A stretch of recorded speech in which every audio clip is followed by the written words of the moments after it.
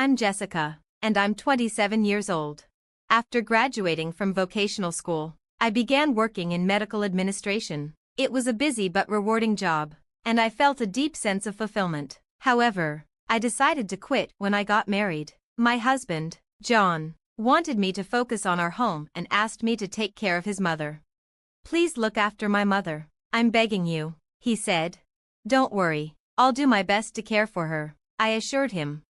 I never saw myself as someone who clung to a career, so I had no doubts about stepping into this role. I met John through a mutual friend, and after a year of dating, we got married. By that time, he had already lost his father to illness and was living with his mother.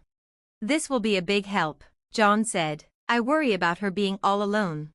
"It's understandable. We can't leave your mother by herself," I agreed. I learned that his mother had fallen ill shortly after his father's passing, leaving her mostly bedridden. John had been managing most of the housework on his own. When I joined their household, my mother-in-law welcomed me warmly. "Let John handle the outside work, and please take over the house for me," she requested. "Yes, mother-in-law, I look forward to working with you," I replied. Our relationship was smooth. She was bedridden, so I naturally took on a dominant role in managing the household. However, the real issue lay in my relationship with John. As soon as we settled into married life, he began to grow distant. "Hey, how about we go for a drive on our next day off?" I suggested one day. "Your mother seems to be doing well, and I think half a day away won't be a problem." "Sorry, I'm tired," was all he said. "I want to rest properly that day." "Oh, I see. I'm sorry," I replied, trying to hide my disappointment. It wasn't long before I noticed that John seemed increasingly bothered by our interactions. At first, I assumed it was because of his busy work schedule, so I didn't dwell on it too much. But as time went on, he started avoiding me more and more. Even our intimate moments became rare. I would plan everything for the perfect night, only to be turned down. "Please, can you be a bit more cooperative? I want to have a child as soon as possible," I pleaded.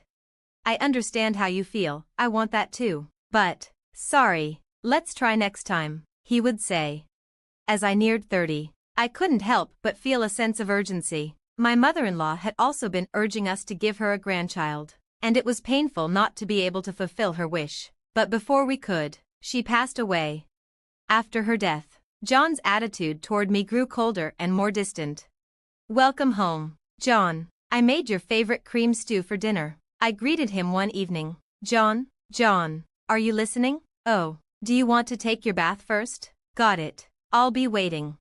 But John had become almost completely silent at home. No matter how much I tried to engage him in conversation, it was hopeless. He ignored me completely. I thought it was likely due to the shock of losing his mother. Naturally, I assumed he just needed time to recover from the emotional toll, so I decided to support him as best as I could as his wife. However, days passed, and John remained uninterested in me. "John, how have you been feeling lately? Are you sleeping well?" I asked gently, hoping for some connection. "I want to discuss something important," I said, trying to break through the silence that had grown between us. "I'm thinking about getting a fertility test. What do you think, John?" But there was no response. I tried to change the subject, hoping to engage him. I talked about his health, his feelings, our child, and our future, anything to spark his interest. But every attempt ended in silence. "John, please say something. Have I done something to upset you? If there's something you don't like or want me to change, please tell me," I pleaded, my voice filled with desperation. But no matter how earnestly I tried, John wouldn't listen. He ignored me completely, and this coldness continued for an entire month. The man I married had become a stranger, and I was at a loss. In my desperation, I sought advice from my old friend Claire. Claire, who works for a cosmetics company, is someone I've always turned to in times of trouble. She's successful, well-connected, and has always offered wise counsel, whether it's about studies, love, or personal struggles. After hearing my story, Claire nodded solemnly. "That's unusual. A couple in their third year of marriage, living under the same roof, and the husband ignores the wife. That's not normal. You haven't done anything wrong, have you, Jessica?" "No, I haven't," I replied, feeling utterly confused. That's why I don't understand why he's become so cold. Claire, sensing my distress, promised to help me get to the bottom of it, though I had no idea at the time. It seemed Claire had already picked up on something. If you've done nothing wrong, Jessica, then it's on him. He must be hiding something shady. Let's find out the truth, whether it's eavesdropping, surveillance, or tailing him. We'll use every means necessary. Is it okay to do something like that? I asked nervously. Absolutely, Claire replied firmly. It's worse to ignore your spouse and keep secrets when you're married. At Claire's suggestion, I secretly installed small eavesdropping devices and cameras throughout our home. Guilt gnawed at me, but my need to uncover John's secret was far stronger. As expected, John continued to ignore me, his silence cutting deeper every day. John, hey, are you listening? I would ask, hoping for any response, but he remained distant. A few days later, my phone rang. It was John. Hello? Where the hell are you? What are you trying to pull? Leaving the house for a week? His voice was full of anger. Why don't you ask yourself why I'm doing this? I shot back. What are you talking about? Speak clearly, I don't understand. Seriously? You haven't noticed? You don't know why I'm so angry? My frustration boiled over. How dare he demand clarity after ignoring me for so long? Prompted by Claire to investigate, I uncovered a shocking truth about John. The betrayal was so devastating that I couldn't stay in our home any longer. I took refuge at Claire's house, my heart heavy with anger and disbelief. It wasn't until the 7th day of my stay that John finally called. If you have something to say to me, then say it to my face, loud and clear, he suggested. Fine by me, as long as you promise not to ignore what I have to say, I retorted, the fury from my discovery still burning in my chest. The weight of his betrayal, trampling on my dedication, was too much to bear. John needed to face the consequences of his actions. I set a date and location, ending the call swiftly before he could respond. Later, we met at a local cafe. John had clearly slipped out during work, still dressed in his business suit. There was no need for any pleasantries. I got straight to the point. I laid out the evidence I had collected on the table, letting each damning photo speak for itself. What is this? Hey, stop it, Jessica, don't lay out these things, John protested, panic creeping into his voice. If you don't like it, why don't you pick them up yourself? I replied coolly. It doesn't matter, though, I can print out as many as I want. His face paled as he stared at the incriminating photos, images of him with his mistress, walking arm in arm downtown, and even entering a hotel together. The woman in all the photos was the same person. Her name was Mary, as I had discovered during my investigation. I also have audio recordings. Would you like to listen to them right here? I asked, knowing I had him cornered. Audio? He echoed, clearly shocked. I tapped the screen on my smartphone, and immediately, a conversation between John and Mary began to play. Hey, John, when is our housemate planning on leaving? She'll be gone soon. She's losing her patience and will probably suggest a divorce. I wish she would just blow up at us, saying stop ignoring me. That would be the easiest for me. This is such a long-term scheme.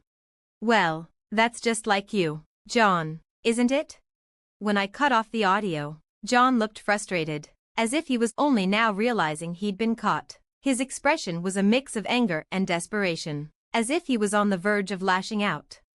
John, I began, my voice steady despite the turmoil inside. You needed someone to take care of your mother, didn't you? That's why you married me. But now that your mother has passed away, I guess I'm no longer needed.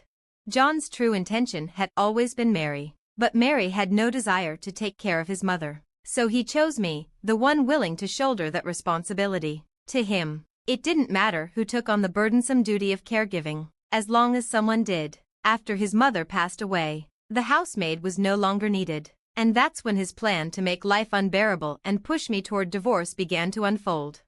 What a petty, mean-spirited, and unreasonable way to behave, I thought. It was a blatant disrespect to the sanctity of marriage. The only silver lining in this mess was that we didn't have any children. Children, huh? I continued, my voice laced with bitterness. You knew all along, didn't you? You never planned on having kids because you knew we would eventually separate. If we had children, You'd be stuck paying child support after the divorce. John sighed heavily, his shoulders slumping. Most of what you're saying is true. I married you with the intention of leaving from the start. You're the worst. John, what do you think my life is? Just a convenience for you? My bad, he replied with a dismissive shrug. That said, it does save me a lot of trouble. Let's get divorced. Of course, I agreed, but not before I finish speaking with someone else. Someone else? You don't mean? Before he could finish, 2 women arrived, right on time. Sorry to keep you waiting, one of them said. John looked stunned. What is this? You can't mean. John, meet Mary, I said coldly. So, you're the housemaid now? I'm not a housemaid, I shot back. I'm still his wife, at least for now. Turning to Claire, I added, thank you. You're welcome, she replied, a slight smile on her lips. John's eyes darted between me, Claire, and Mary, trying to process what was happening. Claire, but I thought you were looking for new cosmetics to review. I'm sorry, that was a lie, Claire admitted, her tone unapologetic. What I was actually looking for was my best friend's husband's mistress. In other words, you. She then seated Mary next to John, sealing his fate with a cold finality. I laid out the same incriminating photos of the affair on the table in front of Mary. Her reaction was like that of a child caught in mischief, wide-eyed and startled, but without fully grasping the seriousness of the situation. It didn't matter what her attitude was. I knew exactly what I needed to do. I'm going to demand compensation from both of you, I stated firmly. What are you talking about? Mary stammered. Why should I have to pay compensation? I haven't done anything wrong. Have I troubled you in some way? Do you really believe that? I asked, incredulous. Mary, I've confirmed that you're married. How would you feel if your own husband was involved with another woman? Doesn't that trouble you? Mary, who came from a wealthy family, seemed completely detached from reality. She blinked at me in confusion, as if the concept of consequences was foreign to her. You knew John was married when you entered into a relationship with him, correct? I pressed. Well, yes, but that's already crossing the line into adultery. That's why you're being asked to pay compensation. Do you understand? Your relationship with John has caused me significant harm. I was there first. I was with John before you got married, Mary protested, her voice rising. That may be true, I acknowledged, but it doesn't matter who was first. The fact remains that you committed adultery. That's enough. Whether she genuinely didn't understand or simply didn't want to, convincing Mary was a tiresome task. Eventually, she slumped onto the table, tears streaming down her face, wailing that her father would definitely scold her. I couldn't help but wonder if she meant her husband. The thought crossed my mind to inform her that I'd be sending a certified letter soon, but I decided against it. I'd probably have to start by explaining what a certified letter even was. While I dealt with Mary, John sat in silence, a solemn expression on his face. He knew the gravity of the situation, even if Mary didn't. John, sign these 2 documents, I said, sliding the papers across the table. One is the divorce agreement, and the other is the divorce petition. He looked over the documents, his expression tightening when he reached the section on compensation. $30,000? Isn't that too much? Don't underestimate the extent of my mental distress, I replied sharply. My words shut him up for good. The only sound left in the restaurant was Mary's soft, sniffling sobs. Later, our divorce went through without any issues. I confirmed that the compensation and asset distribution were transferred into the specified bank account in one lump sum. With that money, I decided to move into a slightly more expensive apartment, a fresh start. At last, it was a luxury I afforded myself to lift my spirits and mark the beginning of a new chapter. As for John, he had to sell his childhood home to cover the compensation. It was a pitiful sight. After paying the necessary amount, his finances were nearly wiped out. And the $30,000 he paid me wasn't the only debt he had to settle. In the end, John ended up owing well over $100,000. It turned out that Mary was the wife of an executive at one of John's company's crucial clients. When the executive discovered the affair through the certified mail I sent, complete with damning photos as evidence, he was furious. Mary had not only cheated on him but also betrayed his company by leaking sensitive information to John. This caused a major rift between the two companies, and John was caught in the fallout. John lost everything: his job, his reputation, and any support he had from his superiors and colleagues. He was fired and hit with a huge amount in damages. One of his former colleagues even mentioned that John was being given the cold shoulder by everyone he knew. "Poor guy," the colleague said, though there was little sympathy in his voice. "But he brought it on himself. Do you think he'll be repaying this debt for the rest of his life?" "Honestly, I believe that's exactly what will happen," I replied. John's future looked bleak. The overwhelming cost of his affair left him scrambling to make ends meet. He struggled to find another full-time job and eventually gave up, resorting to odd jobs to get by. The life he had so carefully constructed crumbled to dust, leaving him with nothing but regret. There are also rumors that the managing director was secretly working to stop John from finding a new job, but no one knows if that's true, and it's unlikely anyone would benefit from finding out. After his divorce, John reconnected with Mary, who had also gone through a divorce, and they started living together. However, things aren't going well for them. Mary spends money like water, and John's struggling to keep up. He works hard at jobs like warehouse cleaning, moving, and checking car parts, but the money he earns disappears quickly on Mary's shopping, cosmetics, makeup, bags, clothes, you name it. They constantly argue about money, and even though they're not cheating on each other anymore, their relationship is strained. John even called me once to ask for financial help because they were struggling. "What did you do?" you might ask. Of course, I refused. I have no obligation to help them. Why would I? After all, they used to call me a maid behind my back. It doesn't matter to me what happens to them now. After the divorce, I went back to my job in medical administration, and I'm happily working at a new place. I'm so busy that I barely have time to think, and that's just how I like it. When I do have free time, unpleasant memories creep back, and I start feeling down. The other day, I ran into the person who embodies all those bad memories, John. It was on my way home from work, on a lonely road at twilight. He called out to me, and when I turned around, I was shocked. John had completely changed. His hair and beard were long and unkempt, his skin was tanned, and his cheeks were thin and sunken. His clothes were dirty and ragged. I was surprised and appalled at how different he looked. "Hey, long time no see," he said. "Is that you, John?" I asked, taken aback. "Are you okay? Are you managing to eat every day?" I couldn't help but ask, even though I was supposed to despise him. Despite everything, his pitiful state tugged at my heartstrings. "I'm getting by, but it's not 3 meals a day." "What about work?" "Not much these days. I collect empty cans and old magazines during the day. If I take them to a dealer, they pay me by the pound." After we talked for a while, John hesitantly brought up the real reason he had approached me. "Listen, do you think we could try again?" "What about Mary? I thought you two were living together." "I broke up with her. She dumped me. She's probably gone back to her parents' home by now. I bet they'll arrange a marriage for her with someone suitable."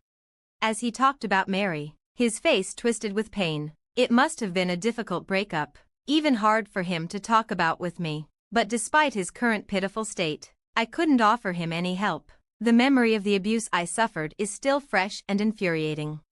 When I said this, John lowered his head in agreement. "I truly apologize for what I did back then. I'm not going to say it's okay, but let's both move on. Just don't approach me again. If you stalk me, I'll call the police." "I won't stalk you. I'm sorry for bothering you. So, see you then." John slowly walked away down the dimly lit street, his figure fading into the distance. He looked so pitiful, so frustratingly pathetic. After that, I saw John a few times in line at a soup kitchen run by a non-profit organization. He had become so thin, and when he noticed me looking, he awkwardly turned his face away. Every time I see him, I think to myself that I never want to end up like that. He serves as a negative example, a reminder of what I want to avoid. This is how my first marriage ended disastrously, but I haven't given up on building a happy family with someone. There's still a long road ahead, and I believe I can still find happiness. With that in mind, I've decided to start participating in local social events with my friend Claire. Being divorced doesn't mean I should feel intimidated. The world is vast, and somewhere out there must be a man who will embrace me gently.